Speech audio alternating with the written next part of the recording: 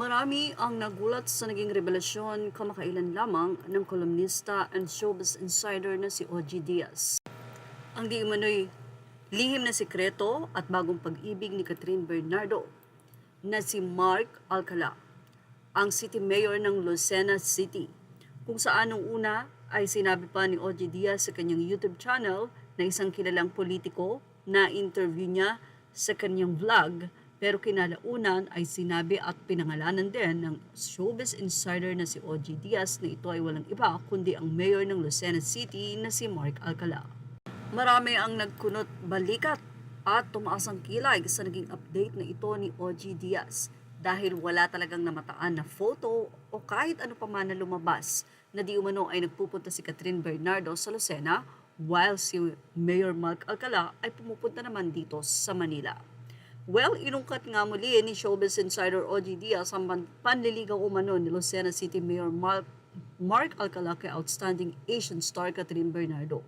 Sa naging latest episode ng OG Diaz Showbiz Updates nitong Huwebes, March 6, sinabi ni OG na bagamat nabanggit na niya kamakailan lamang na magtropa lang daw ang sina Mark at Catherine ay hindi pa rin maiaalis ang posibilidad na magkatuluyan ng dalawa.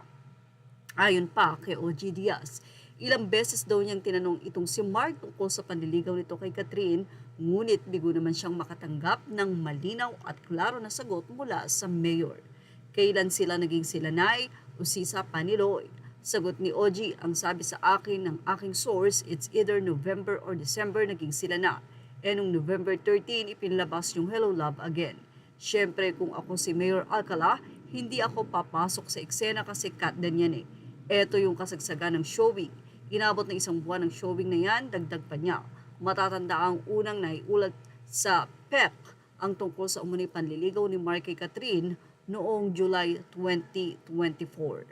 Sa ngayon ay wala pang confirmation na nagmumula kay Catherine at kay Mayor Mark Alcala.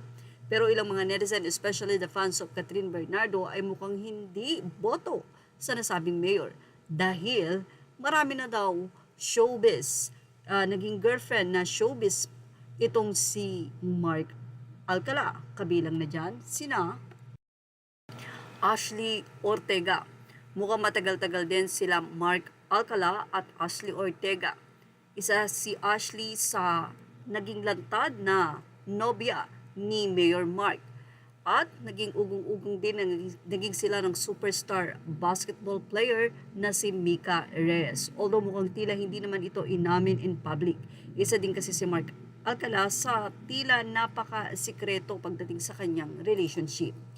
At matapos nga nito ay si Catherine Bernardo na ang naliling ngayon sa kanya. May katotohanan kaya ito na ang bagong pag-ibig ni Catherine Bernardo ay ang mayor? Well, yan ang pakaabangan. Yan ang ating showbiz snap update. Thank you for watching. Images are all credit to the rightful owners. Please like, share, and subscribe.